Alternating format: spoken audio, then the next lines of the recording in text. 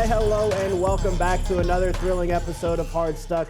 I'm your host, Nick Thug Nasty Lavid, and I am joined today by J704, not found Burkholder, and Eli the Ninja himself, Hensley. Strap in because we've got another thrilling episode coming just ahead. We're kicking things off with Recap Revive, where we'll relive all of the events from this past weekend, and then we'll jump right into Game Sense, looking ahead at events for this coming weekend, and then we'll go full send and see what's got us buzzing around the world of esports. But let's just jump straight into the thrilling world of esports with Recap Revive. Major 3 qualifiers where Optic faced a shocking 0-2 defeat over this weekend in teams that they should have beat with the likes of Vegas and Miami. The honeymoon phase is over just after 1 week. So, Eli, what's the current temperature for Optic, hot or cold? Man, you just said it. The honeymoon phase is over. They went from hot in vacation in Hawaii. Now they've gone to Alaska. Winter has arrived. Wow. These guys have cooled off completely. And it's hard to say whose fault it is. Everybody wants to place blame around the different parts of this roster. People are questioning Skies. People are questioning Shotzi. But to be honest, it feels like a full team effort. Right now, this team, it feels like they're being outworked by these teams that are changing around them. And they're just getting lazy. It honestly feels like they're not putting in any effort. We're listening to their comms, and they sound awful. There's no small talk. It's just all general comms of where people are. And they're not working together at all. There's a lot of talent on this roster, so I'd like to see them bounce back. But right now, they are very cold. Jay, what are your thoughts? I mean, I gotta disagree a little bit. I think they're like April weather in North Carolina. They could be, they could be cold this morning, okay, but they're gonna be hot tomorrow. I think last week was a bad example for how they're doing right now. Genuinely, I think like they're not bad. They're 5th overall in kills. They can totally slay out when they need to. Yeah, I mean, they're really good on control and hardpoint as well. So when we look at that, it's like against teams that they should have won against, they can still put up a fight on a bad day. Next week, when that weather is warm, they're going to slay out. I mean, it does feel like maybe this weekend was the wake-up call they needed. I mean, Scump was very vocal and calling them out about their crappy communication, and maybe he's going to work with them and coach them up to be a little bit better next week. But I did want to correct you. I don't think that Miami is a team they were supposed to beat. I think Miami's the real deal. Really? Yeah. This roster of Spaniards, now with Super on the lineup, I think is a completely different team, and they are going to be in the top 4 going into the major into the major land. Is my opinion. I think that furthers my point, though, that like they're just having an off week, right? If you're going up against Heretics and they're the real deal, that's more speaking to the Heretics being good than Optic being bad. That's true. But they gave Falcons their first W, which that hurts. All year. But they lost every respawn to Falcons who had never won a respawn previously. That's pretty bad. That's really bad. But we'll talk more about both of those teams here in just a second. But Jay, I think if I had to make a pick, it would be Frozen to the core. They are just not doing hot. Last week I was saying that it was a little bit of honeymoon phase, and there was some good things to come. But come to find out, it was just the honeymoon phase because there's already rumors circulating out there that they're looking at Joe Deceives to pair with Shotzi next season, and it's like, you just had one bad weekend, and you're already trying to jump ship. You're already trying to make changes. They're frozen to the core. The talent's there. There's no question about it. But everything Eli was saying, the small talk, the teamwork, and everything that goes into winning games of Call of Duty just isn't there, and I don't have much faith in them going forward. But let's shift our focus to the team that Eli was just talking about in the Miami Heretics, boasting an incredible 3-0 record. They took down the Vegas Falcons, the Optic Texas, who we just talked about, and Atlanta Faze. But Vegas beat Optic. But again, no easy matches in my personal opinion there. Jay, are the Miami Heretics the real deal or just a mirage? I think they are. Yeah, they're doing really good. I mean, like the 3-1 against Faze, nobody expected that, I don't think. I don't think anyone in the office predicted that. I certainly didn't. And I do think, like, obviously, 2 easy wins against Falcons and Optic. When you go against the Faze and the Faze have looked like they have all season, I think that kind of proves to everyone that, okay, we should start taking the Heretics a little bit more seriously. Yeah, I mean, this roster with full Spanish roster now, I think There's something about it when you can just speak your native language, right? Like a lot of playing video games at a high level is being able to just act off of your second nature and not have to think that hard about it. That little bit of translation, maybe if one of the players is speaking English only, you know, just that extra second of translating to their native is that extra like millisecond that loses in the gunfight, right? So I think now, and Super has notoriously been known to not want to learn English at all. So he's finally in a position that he's comfortable and can play his absolute best. Yeah. He's been a superstar, and I think we're actually seeing the strongest version of Super we've ever seen. I'm not trying to be the one with all the bold takes and bold predictions today, but I still think it's a little fake. To be brutally honest, online cheese, I'm not impressed just yet. But next up, we're heading to PGL Bucharest in the fake Cinderella story of the Falcons. After starting off 0-2 in the Swiss stage, they turned it around and claimed the title. Eli, what was the catalyst for this team to turn it around so quickly? Man, this was a confusing one to watch, I'll be honest. After they started out 0-2, I was starting to write them off. They got absolutely smashed by Gamer Legion, only winning 3 rounds in 2 games, which was just Pretty bad. really bad. Complexity, Dexter had a 0.7 rating, and against Gamer Legion, Nico's the only player with a rating higher than 0.69. Nice. Nice. But I don't know what's going on after this point. So what's actually my theory in this situation, the news comes out, and it's probably no secret to Dexter that Monesi is soon to join this roster and replace him. Dexter ascended in the rest of the tournament. He had the highest rating on the team against all the best teams. If they were against G2, Faze, or Mongols, he had the highest rating, highest KD. Against Rare Adam, Payne, and Gamer Legion, who are lower, he was like average at best. But he showed that he can step up to the plate against the top dogs and do really well. And it's almost like he was playing for his market value, because he's literally about to become a free agent. He said, I need to go out with a bang on this roster so that I actually have a chance to get picked up by another team. And he did exactly that. Yeah, it was an audition like no other, but looking at those statistics that you brought up as well, it almost feels like he plays down or up to his competition, depending on who's across from him at that point in time. Jay, how about you? What turned it around for Falcons this week? I have to say Dexter as well. Wow. I mean, that's the thing. Like, when you have a player who knows they're getting cut and they know that it's do or die because you get kicked off of this team and you don't know where your next home is, you've got to show out. You've got to prove to everyone that it's your time. And I do think there's a level of team play there as well, right? He knows these guys have been playing with him for a long time. They all love each other. I hope, I assume. And Maybe. He did say, I love you. I effing love you guys at the end of the tournament. He did, yeah. So yeah, that was great. I'm going to take that and assume that he means that. And when he's playing with class acts like Nico, right? Like, their chemistry is always going to do well against some of these teams.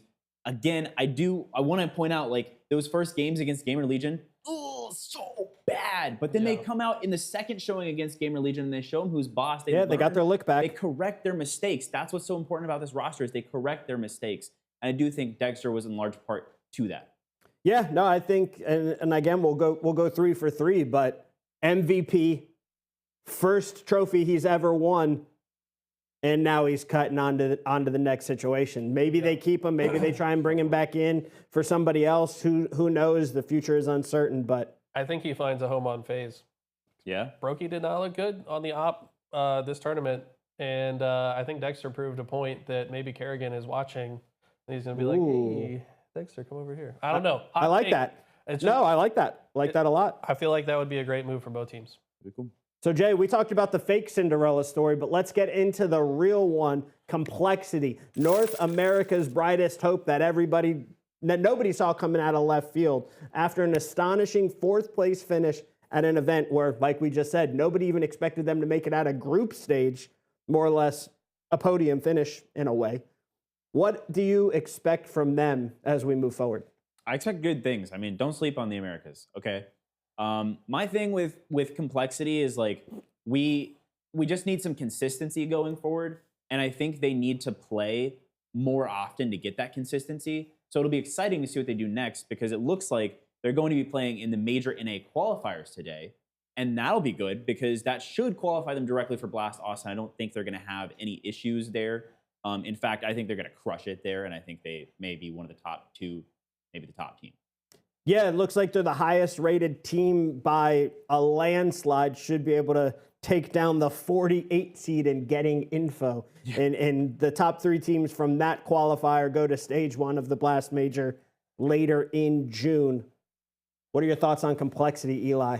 I need to see more of them. Like, why is this the first time that we're seeing them in this position? It's kind of strange. It feels like they were kicking teams that were down already. For example, one of Falcons' losses, when it feels like they were a completely different team at the beginning of this tournament, was the complexity, right? So they beat Falcons at their lowest. They also beat Aurora, who we all know Xantares is having some crazy health concerns. That was a close series, by the way. Overall, great team, though. I mean, they're good teams to beat, but what I'm saying is the teams that are good that they're beating were not at their best. And it's like, I think that if Falcons were playing at their best or if Aurora were playing at their best, complexity don't win it. I was still impressed by them, though. I think Halzerk had the tournament of his life. Halzerk was going absolutely bonkers in so many of these games. So I think that if he can keep up the pace that he set this past week, then perhaps they could have similar success in the future. Yeah, I think with them getting rid of Elige, I think it's kind of opened them up to play a little bit more free-flowing and not as structured CS as we're used to seeing complexity play. And they're having a lot of fun. And like we said, vibes are the #1 thing that make or break with games. And you even saw on Train them whip out the AUG again. Yeah. AUG meta from a couple years ago. It's fun to see people bringing it back and play what's fun. It worked, and it was fun to watch. It was free-flowing CS. It was fun to watch. Like I said, they should handle this Blast qualifier, no questions about it, but loving everything I'm seeing from going forward. Yeah, I'd like to see them do well, of course. We're rooting for America at the end of the day, and they're our best-looking hope right now. So, yeah, let's see them do well in the qualifiers. Yeah, not a complex take to say that. Wow. He's fired. He's fired. And what a weekend it was for esports. Valorant Champions Tour America weekend number 4, and our top dogs. We're missing you, J-Dog. You're not here on the desk with us today, but we're still thinking about you. Sentinels and G2 both grinding it out to a game 3. Eli, who surprised you more this weekend, Loud or Leviathan? For me, it was Leviathan, mostly because I think it's more impressive to take a game off G2 than it is to take a game off Sentinels right now. Wow. I think G2 are the best team currently. Okay. So it is impressive for them to win a game. But, I mean, Loud has been improving here and there, it seems. But it also feels like they have negative ice. Like, they've gotten to game 3 out of their 4 matches so far in this split. And they've lost in the decider every time. So they need to ice up a bit. They need to learn how to close. And until then, taking a game, what's it even mean to take a team to game 3? Like, yeah, you might win the tiebreaker, but who cares? You got to win the series. Jay, how about you? I mean, both of these surprised me just because of how bad Loud has been historically this series. And I hate to see it. Look, you know, I dog on South America constantly on this show, and with all due respect, look at the stats. But Loud, I want to see you do good. I really do. And so to Eli's point, it's like, what is the achievement here to really just push to a game 3? And that's like the first time that we're doing that against a good team. I don't know. There's not a huge achievement there. Leviathan, though, surprising me in the way that they're playing each week. They're really inconsistent. And so I am scared for this coming up matchup, how that's going to look, especially with the way playoffs are going to shake out. I'm sure we'll get to that in a second. But Leviathan, really, it's do or die for them right now. I want to see more of the team play from them. Demon 1, you've got to frag out in a way that matters to close out games. And currently, we're not seeing that with Leviathan. So that's what's surprising me.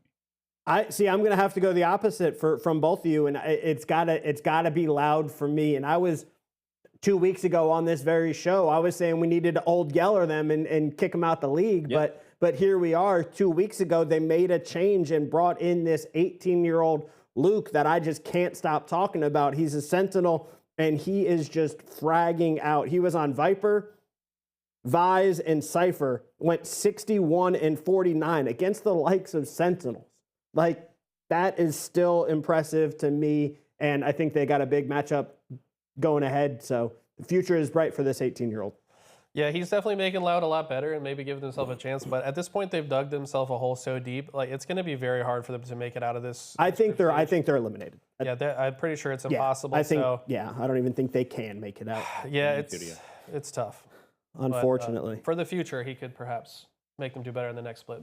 Yeah, and that's even, to be honest, with as much eyes that are on him over these past 2 weeks, that's even if he's still there and not on one of these top teams in the near future. To have a Sentinel that can frag out like that, I'll have to pull it up in between our next segment here. But this one alone, first kills 12, first deaths 6. He's in there. Yeah. He's in there. Yeah, that's impressive. So that's great to see out of the young kid. But on to the match that sent shockwaves throughout the entire community. Evil Geniuses decisively 2-0'd Crew. Jay, was this truly an upset, or did EG finally awaken to show the rest of America's what's what? Well, you know me, I'm going to say both because, well, Typical first of all, Jay answer. Exactly. My jaw was dropped this entire series. I couldn't believe what I was seeing out of Crew, but more so out of EG because I've been talking, I think week 2 on the show, I had mentioned like, I really want to see EG turn on their brains and strategize better. You know, Potter is supposed to be supposedly the best coach in Valorant. And I think we're seeing more of that now. We're not seeing EG specifically outplay Crew in gunplay and fights, but we're seeing them outplay them in strat. And it's working so effectively here. 2-0 them, it's insane. Like, I didn't expect this from Crew, specifically one of the best teams in the league all season. Yeah, honestly, EG just outplayed them in every single way. They were out-strategizing them. They were out-shooting them. It was a masterclass. I mean, that was a very impressive play. Superman was probably the most insane player that we have seen in some time. I don't know where this guy ascended from, but he just was absolutely dominant in both maps. Finishing plus 24 against Crew is crazy, but as Jay was saying, it really felt like EG was more so, they had like a deeper strategy pool. They had more counters to what they expected Crew to do. It felt like they had done their homework more than Crew did, and maybe Crew was a little bit arrogant to the fact that maybe they didn't do their homework against EG, thinking, oh, this is going to be an easy win, and EG just outclassed them in every way. Yeah, they were just riding the high, and it didn't quite come out, and I was going to touch on that 43 and 19 stat line. That was just insane. Again, playing every time we look at these stats from these matches, and you're seeing he did that on Viper and Astra. Again, you're expecting these numbers out of your duelists, out of your initiators. To see them on Sentinels and controllers is it's All amazing he to uses me. a Vandal. You don't need abilities. Seriously, Exactly. So impressive. Loving every minute of it. But stay right with us, folks. We'll be right back. Hello, it's your boy Patrick, host of Skill Diff, here to tell you why you should watch our show, Skill Diff, because we talk about the greatest topics from Counter-Strike to League of Legends to Call of Duty to Valorant, and all you need to know, along with our good segment called Buy Sell. Come check it out over here on the GGN network. Welcome back to HardStuck, and we're on to Game Sense. We're hyped for weekend number 3 of Major Qualifier number 3. And Eli, we have a tale as old as time with Optic versus Faze. Who's coming out ahead in this one? Yeah, looking forward to watch El Clasico. I feel like both of these teams are kind of in a weird rut, I guess you could say. Faze definitely underperforming so far. Yeah. Optic obviously underperforming, losing to Falcons, which I feel like nobody really expected that. I'm expecting Faze to come out on top in this engagement. I think that both teams are in a spot where over the last few days and then also leading up to this matchup, they're going to be going over film, they're going to be reviewing, they're going to be improving their comms, and they should both be playing better than we saw last weekend, but I just think Faze's high is going to be higher than the high that Optic's going to be able to reach. I think that there's just not enough time for Optic to really correct the true mistakes in this roster and genuine problems, whereas Faze, they already know how to win with this roster. They just have to remember and then start to do it. So yeah. I think Faze come out on top. Jay, I know you said they're lukewarm or an April day in North Carolina. I did. How are they going to look in this matchup? I think they're going to play better than last week. I think they're going to get 3-0'd, though. That's my prediction. Yeah, I just think Faze they're angry after last week's loss. They're going to have hit the books hit the drawing board, and they're going to come back strong for this match. Yeah, I actually couldn't agree more in two matchups that they need to win to hopefully put them into the winner's side of things. Because again, they're 1-2 right now, and if they win these two, they'll obviously have a 3-2 record, which will look really good. But yeah, I think it's going to be Faze, no question about it, 3-0. Yeah, I think Faze, their other matchup is going to be The Falcons. Falcons. Okay, that should be like I do actually start to believe in the Falcons a bit, which we'll touch on in a little bit, but I think that still Faze should be able to beat Falcons as well. So I think Faze will ultimately come out 2-0 after the end of this weekend. Yeah, I think just with the way teams are right now in the CDL, it's rosters. It's all about rosters. So the teams, the team matchups between like Faze and Falcons, XNID is going to carry the Falcons, but Faze has essentially 4 XNIDs. Right. And that is what's going to happen when we look at this match. Wow.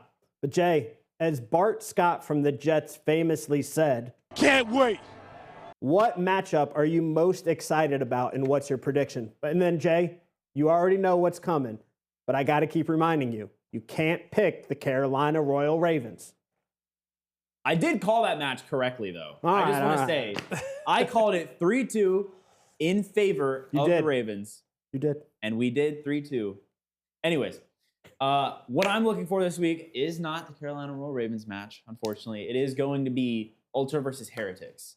Okay. We've seen a lot of good stuff from Toronto Ultra in the last few weeks. I want to see more from them, as always, and I do think we will see more with this matchup. Again, the Heretics playing pretty much at the top of their game in the last 2 weeks. So I'm excited to see potentially a very close game. I think it will be a 3-2, and I do think I'm going to put my money on Ultra now. Yeah. Okay, what's the map score? 3-2. 3-2. Sorry, I missed that. Eli, how about you? My eyes are on Boston Breach versus the Vegas Falcons. I think that this will be a really interesting matchup because, yes, Falcons defeated Optic. You got Pred, who's probably on 150% adrenaline playing against his old team. Yeah. He's I thought you were about to say 150% of something else there. I thought we were going to have to go to break again real quick. I don't know what you thought I was going to say. But Yeah. he was playing insane. Arcity's also really stepped it up in that series. But I need to see more of them, and I think that a win against Boston would prove that they're the real deal. Now, do I think this is going to be an easy match for them? No, because Boston, I don't know. This is a team that feels like it flies under the radar. I think that they're like the least talked about team for whatever reason. They're like solid, but they're not like super interesting. Like they get some good wins here and there, but that's kind of it. You know what I mean? So I think Falcons have a chance to beat them for sure. If they play like they were against Optic, I could see them coming out on top and then making us maybe look at them as potentially starting in the winner's bracket at the tournament. Wow. That'd be great. What's your map score prediction? I'm going to say Vegas Falcons 3-2. I think it goes to Game 5 and Falcons win in the Search and Destroy. Wow. I like that. That was a matchup that I had my eyes on as well, just to see if the Falcons are real or fake as well. But then another matchup that I'm going to be keeping my eye on is Carolina Royal Ravens and their 5th and final qualifying match. Yeah, that's why you weren't allowed to pick them, because I needed to pick them. Okay. All right. Just dropped Vivid yesterday. We're going to see who they're picking up. There's some rumors of some different challengers people out there, but they need to get that in, and they need to do it fast because roster lock is upon us against LAT. That's the only reason I want to watch it, because LAT is going to win at 3-0 anyway, but I just want to see how they look with the new roster. But Eli, speaking of sleeper teams that don't get much love like the Boston Breach, what other teams deserve more attention that we should be talking about? I've already talked about them a few times, but the Falcons, man, I feel like people are sleeping on this roster. Yeah, they were terrible with the full Saudi squad. They got rid of 3/4. It's not the same team. You can't keep thinking about this as the same team. They are entirely different. My question mark was, will they have enough time to build their teamwork and chemistry? Because, you know, such a huge team, you got to go over everything. How do we want to play protocol? How do we want to play search and destroy in general? Like, they have to have literal game plans for all these game modes, but they're starting to prove that, like, they're putting in the work. There's a lot of want on this team, and it feels like they're playing with some extra fire. That facility that they're put up in from the Falcons is state-of-the-art. Very nice. They've got perfect environment for them to truly practice and grow. And Arcides has really started to impress me. He looked really bad in week 1 against Surge, but then I feel like he was reading the online post and that woke something inside him, and he said, you know what, I'm going to show these kids that I know how to play Call of Duty, and I think he's been proving it. I think he actually watched an episode of Queued Up and heard Kepley talking so much trash about him, and he's got that chip on his shoulder now, and he's actually coming to perform. Could be. Jay, what sleeper team are you talking about? Now, first of all, I think that's crazy. I have hopes for every team in this league, but my hopes for the Falcons have diminished. Anyways, Rocker. I think, y'all called me crazy 2 episodes ago, maybe it was last episode, for picking Minnesota Rocker as my potential sleeper team. I'm solidifying that now. Okay. I do think that with Kenny, this team is elevated, and I want to see them do crazy things. They're elevated. How can you be elevated at 11th place, dog? That's currently elevated. I don't even know what they're the word 1 and 3. And you're gonna talk. You just picked the Falcons. You're gonna talk to me about 11th place. Who are 1 and 2? Who are a different roster now entirely. Also, Rocker have gone to 4 game 5s, and they've lost 3 out of the 4. It's been 2 weeks. Yeah. Okay, you guys are just carried by Xnit. Are they gonna learn how to ice between now and this weekend? Because so far they're not icy. Yes. I don't. 1000%. Okay. Are you in their training facility? How do you know this? He just knows. Okay. He just knows. Whatever you say, man. I'm going to keep saying that it's weird because they're doing well, but I've got to give this sleeper team that we need to talk more about in the Vancouver Surge. Consistently in that 3-4 conversation going forward, but they've been performing well and still nobody's talking about them. It's Optic this, Optic that, but I've got to give it to Surge. They've been performing well. Neptune has really woken that team up with 0-4 and Nasty. It's looking great. That's my little quick hitter on Surge. My thing is, how can you call Surge a sleeper team when they just got 2nd place at the LAN? Nobody's talking about it. Okay, so when you say sleeper, are you saying they have potential to win the next tournament? Ooh, yeah. They got 2nd. Yeah, I mean they have the potential, but they kind of got sauced in that grand final. I mean, let's be real. The grand final aspect of it, because I don't know. I do. They put them down. They put them down in winners final. I think it was the exact same team, so it's like. What really impressed me about Surge was them going down 2-0 to who was it they played? Carolina Royal Ravens. They're down 2-0 against Carolina. And they come back. And the first 2 games, I'll be honest, Neptune was asleep. This man was doing literally nothing. I want to say in game 3, round 1, he was like 3-10. So it's starting to look like a 3-0 in favor of Carolina. Neptune wakes up, flips it all the way around, ends up positive for that game, and then they reverse sweep with Neptune going crazy. Nasty also went like double positive in the game 4 on the control. On the hard point. He was absolutely insane. So there was a whole minute where Nasty just didn't die. Yeah, he went on like a 12 spree or something. He was like 17-5 at one point. I mean, that was just nasty work. Literally. Yeah. We need to do some investigative journalism and figure out why Neptune is still the player that's not playing from the facility. It looks weird when you watch their matches that you've got 3 of them sitting there at the facility and Travis at his house. He's got the classic Nick Merckx forehead cam as well. Yeah, it's just it's definitely, bro, like, thank you for the darkness. Half your camera is your forehead, brother. Like, figure out your angles. I'm sorry. Nah, but final weekend, we'll see where everything shakes out. We should have a bracket by this time next week. But on to Valorant Champions Tour America's final weekend of group play just around the corner. And this matchup has me buzzing about who could potentially be the winner of Group Alpha. 100 Thieves or KRU. Jay, what are your predictions? Okay, so last week was crazy. KRU losing to EG in the fashion, no less, that happened. I think KRU has gotten a little too comfortable, and this loss against EG has really knocked the wind out of their sails, and I think this is a great opportunity for 100 Thieves to show the world the 100 Thieves that we know. Awesome. Eli?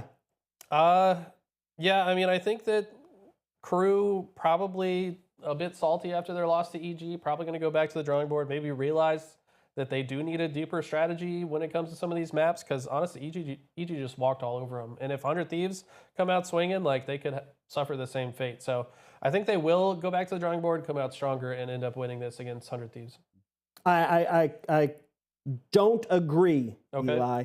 Think 100T is going to get it. That could be some North America cope. I don't know what it is. That could be momentum as to what Jay was saying. I think 100T is on the uptick right now. I think KRU's on the downtick, unfortunately. So I'm giving this one. I'm going to give it 2-0 as well. Do you see this going map 3, either of you? I think this is gonna be a tight game. Yeah. Yeah, I think it'll be game 3. Okay. So sure, I'm the game only 2-0er. However, another matchup that all eyes are going to be on, NRG versus Leviathan. Winner goes to the playoffs. Loser goes home. We all know who producer Pat's going to be pulling for out there. But Eli, what's your prediction? I'm going to go with producer Pat as well. I Wow. think that Leviathan will come out on top, like we just talked about. They took a game off G2. Not easy to do. They're actually only the second team to take a game off G2 so far this split, the other one being MIBR. So, I mean, it's very obvious that they are coming to play. And I just haven't really seen it from NRG yet. I haven't been made a believer in NRG, and it just feels like Leviathan is on a higher arc right now. Totally understand. Jay, how about you? I kind of want to echo the same thoughts because since game 1, week 1, I don't think we've seen the same NRG, and I don't think that NRG has figured it out this entire season. So maybe next stage we see more of what they're supposed to look like, but like right now, morale is just pretty low, especially after the MIBR. They got dunked on last week. I do think that Leviathan, they need this win, and they will get this win, and they're going to do everything they can to get this win. And I'm going to have to disagree with both of you yet again. I'm going to give this one to NRG. You could say some more NA Cope again. However, I really think that this team reminds me of year 1 Cloud9, nicknamed Tens and Friends. But this one is Ethan's buddies. Whatever you want to say. But if Ethan gets just a little bit of support from the rest of his team, I think they're going to come through. And again, this one's going to go close. I'm going to give this one 2-1 to NRG. Okay. Bold prediction. What are we thinking over there? I think it's a 2-0. And NRG tuck their tail between their legs and think about next split. So Oof. I don't know. I think it's a 2-1. To be honest, I think there's going to be some fight in this game for sure. Okay. But hang tight, folks. There's even more drama brewing this weekend.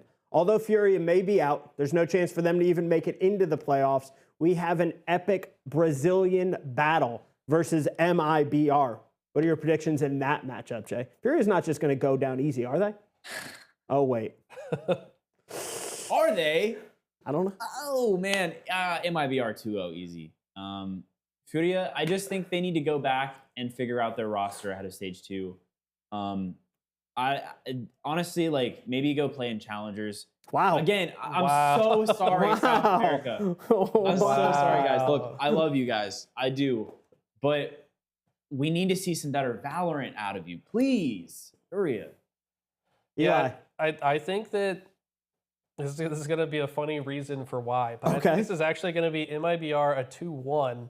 And I think it's going to be because MIBR are going to be testing their strategies and doing off-the-wall crazy shit to see what they can get away with. I think they're going to use this as a tester series and try out some new strats that they can use against some real competition later on.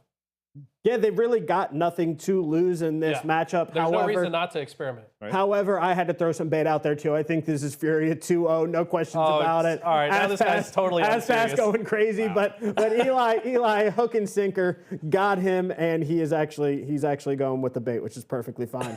But hold on tight, everybody. We'll be right back with more thrilling discussions. Welcome. Today, I'm the real host of Queued Up, Davis Tadlock, a.k.a. Tad from the show. And I'm here to tell you why you should watch our show, Queued Up. Queued Up is a fun, but still entertaining talk show, basically, where we go through the core main esports of Call of Duty, League of Legends, Valorant, and CS2. We do touch some other esports around, but also this show is mainly to give you opinions from analysts. It's not based on statistics, so there's a little bit more emotion, a little bit more narrative behind everything. It's a fun atmosphere. Come check us out. We're back on HardStuck, and it's my absolute favorite segment. Let's full send. Eli, League of Legends has its placement matches and group stages underway in all the regions. What's caught your eye so far? I mean, League of Legends has been crazy so far in the main regions as we've been watching, LEC and LTA. We've seen upsets we didn't expect. We've seen some teams rise to the top. The most interesting one was actually just yesterday, Team Heretics versus Carmine Corp. And Carmine Corp have been the top dogs. Them and G2 have pretty much owned the LEC as of late. But Heretics really made them work for it. They won game 1, and then game 2 played really close. It was like a 40-minute banger. Carmine Corp come out on top. And then game 3, Heretics make an off-meta pick. They picked Swain in the bot lane instead of an AD carry. Interesting. Which I thought was a little bit probably faded, to be honest. But they started off strong. They were like 12-1 in the kills department. And then Carmine Corp just turned on the gas. They win a team fight and never looked back. They literally didn't die for the rest of the game. And Heretics have to be kicking themselves. But they've shown that they have some fight, which to me means they might be able to get some wins, maybe against the likes of like Imkoi and take like a top 5, top 4 seed. So they were impressive, but they were not able to close it out. Carmine Corp, very clutch. Do you think Carmine Corp snuck out a silly pick, or give me a little bit more on what you think happened there? Because again, I'm a huge fan of all this fearless draft stuff, and I think that'll only separate the top talent from the bottom talent. I think we're going to see a better skill gap in the game because of this. So do you think that Carmine Corp made a mistake, or do you think that it was actually 300 IQ that we can't even comprehend? I mean, to be honest, with the Fearless Draft, all these teams are starting to get a lot more creative with their picks and picking things that are off meta. I mean, we just saw a Varus in top lane the other day. We've seen Yorick, we've seen Nidalee top. It's just, there's so many, because of the Fearless Draft, there's so many champions banned by the time you get to game 3 that you have to start getting creative, and you want to pick something that might throw off your opponent that they're not ready for. But at the same time, you have to build a composition that makes sense, that has the ability to engage, that has the ability to counter engage. And I think that overall, Carmine Corp picked like a safer roster for the game 3. Heretics tried to cook maybe a little bit too hard with their creativity, and then they started off strong, but the scaling just got to them on the other side. Carmine Corp scale and ultimately become the stronger because they were generally a better put together composition. So I love to see the creativity though. The Fearless Draft I'm a huge fan of. I just think that some of these teams need to try to be a little bit safer sometimes, especially against the strong teams. Yeah, I think they'll continue to workshop things as the season goes on, with Fearless Draft being new. I think a lot of teams are still figuring out how they're going to tackle situations, and looks like we had a great one between them and Team Heretics. Yeah. Shame I missed it. Yeah, I guess the other thing to highlight, FlyQuest over here in North America, currently undefeated. Bwipo has been super strong. We just saw them pick up another top laner. There's rumors that Bwipo might be going elsewhere. We're not really sure yet. Yeah. But for now, they're the top dogs in NA, so they look best poised to make a run to MSI. Yeah, I know there was rumors about a 6-man rotation, especially with Fearless Draft, and you could maybe substitute an individual in if that guy's a 1 or 2 tricker and he plays in the first 2 games and this person gets banned, then somebody else can come in that has a deeper agent pool. And I'd be curious to see how they do that going forward, but they're looking good so far. Looking great, yeah. But on to Apex. We have Jay, our resident in-house Apex expert. What's been going on, Jay? Well, Pro League has been kicking off, so that's been enjoyable. Split 1 is underway. NA played this past weekend, as well as EMEA. And it was good to see last year's champion go next, come back, or this year's. Was that it? That was this year. 2025, Jay. Yeah, it is 2025.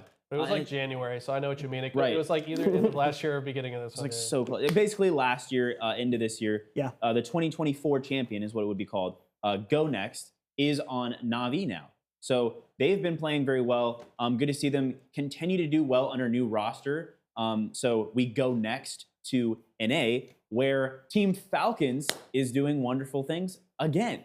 It looks like Imperial Hal, the CEO of Apex, is returning.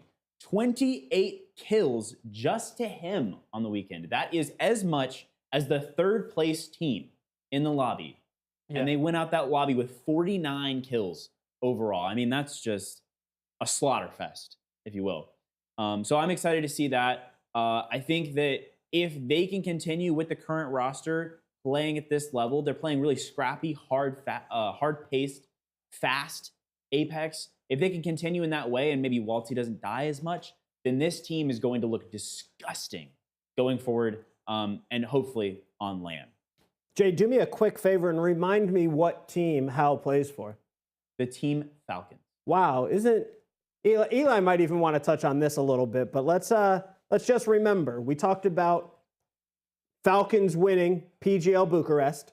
We talked about Falcons upsetting Optic Texas and CDL, and you're also telling me, just so I'm clear, that they won Pro League last week as well.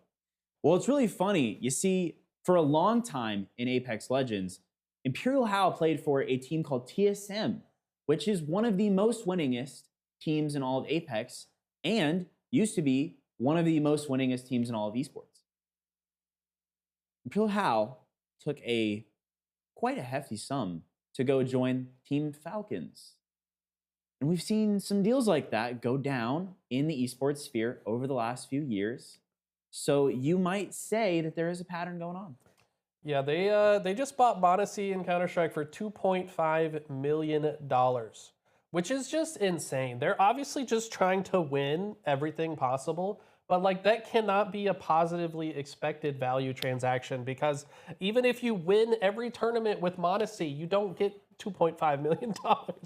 So it's just... That's just the transfer fee. That's not even to mention his salary right. alone and everything else that goes into it. And man, it's like when we were looking back at CDL, like I was really becoming a fanboy of what they were doing on the CDL side because they were the true underdog story. But you see what they're doing in other places, and to me, it almost hurts esports overall and makes it a little bit unrealistic. As we head in, it reminds me of a conversation I was having with somebody about Esports World Cup and all of the overly inflated salaries that orgs will pay these players to go play in Esports World Cup.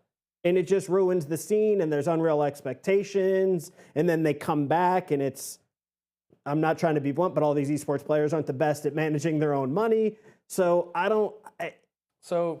it's tough for me right now. There's two ways that I see this. It's like it's either a bad thing. So the way that you have to frame it is it's either a bad thing or a good thing based on where the money is coming from and the result of that money. Okay, so it's no secret the Falcons are a Saudi organization. The money that's being spent is from the royal family, which is the richest family on the planet. They have estimated around $1 trillion in net worth across them. There's over 2,500 members of the Saudi family, royal family. But to me, that money, if it wasn't going to esports, would just be sitting in a bank account. So is it not better that the money is here in esports instead? Like, yes, it's kind of monopolizing the scene in a way if they're just able to purchase all these good teams, but in the last 5 years, esports has struggled financially. There's been a lot of issues. Orgs are going under left and right. So if there's one org that the money's good and they're gonna come correct with those salaries, I'm for it, to be honest. I would rather that money be here than anywhere else. I just hope it doesn't hurt the rest of the scene, right? That's the hard part. And I think like as time goes on, that's what we're gonna have to look for is what are those repercussions? Yeah. Because I don't know if we've seen super negative. I don't think that the negatives have outweighed the positives so far. And I think like yes, there's a lot of money flowing into esports now from Team Falcons, from the Saudis, and that can be a very good thing, right? I mean, they gave us the Esports World Cup. They did give us teams that we can root for now in Apex. I mean, you've got Zero and Hal in the same squad. What the heck? It's crazy. Absolutely insane. And add Walty in the mix, and it's a great team, as we've seen. But I do think that, like, overall, this is good for the scene. If we've been wondering for a long time, where's the money going to come from for esports? It's coming from the Falcons. I didn't expect it to come from the Saudi royal family. That was not on my bingo card. I don't think anyway. But here they are. And it's...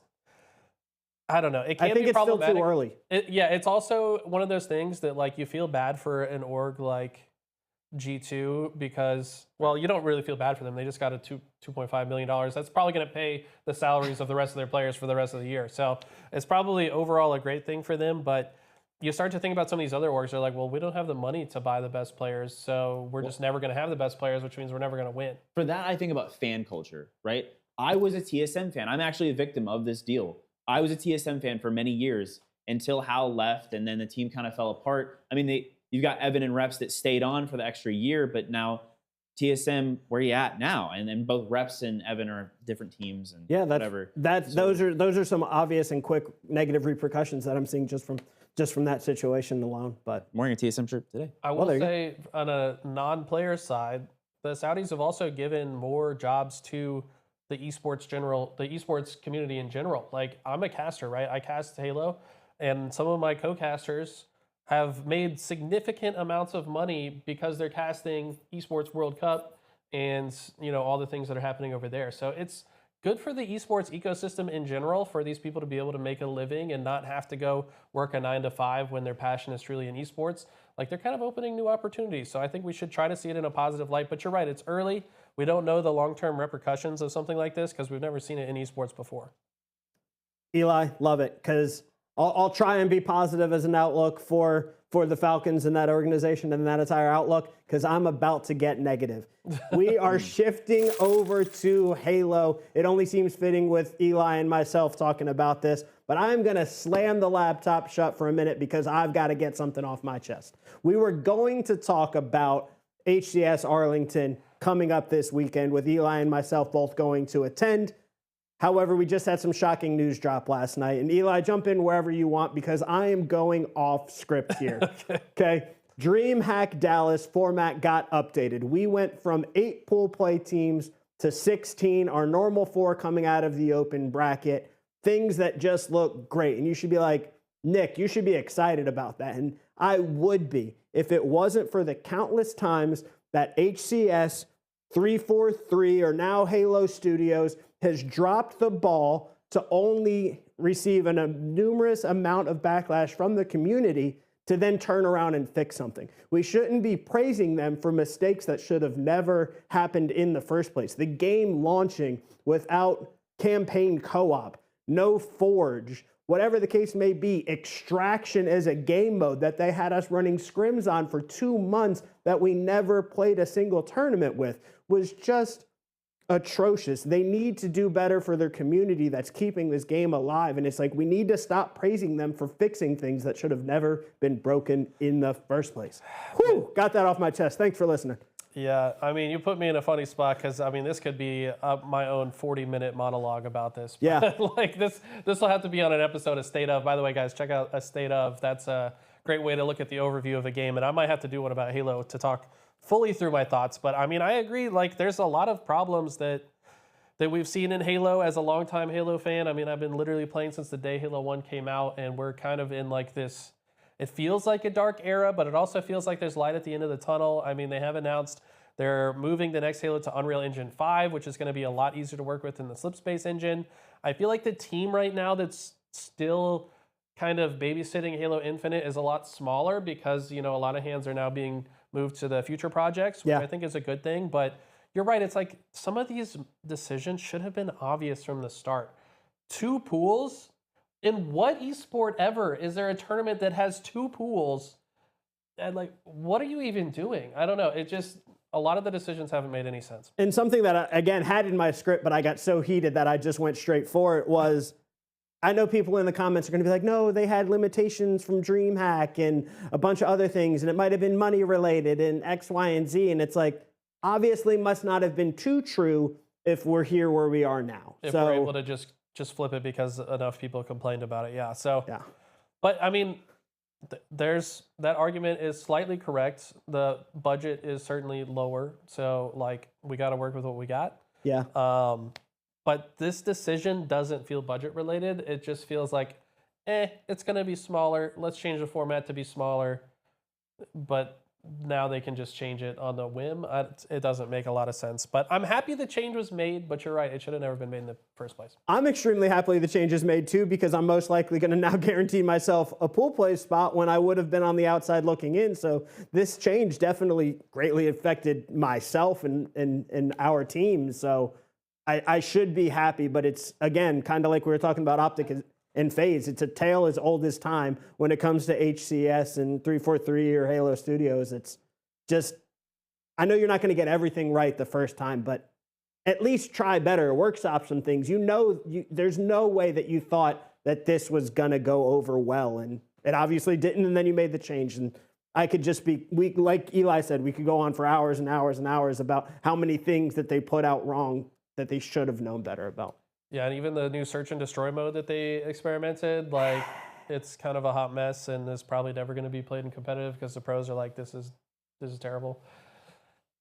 Did you have anything about Halo? You just heard Eli and I monologue, or did we cover everything you need to know? I hope things change for the better. Appreciate that. But that is all the time we have today here on HardStuck. Until next time, ladies and gentlemen, see ya.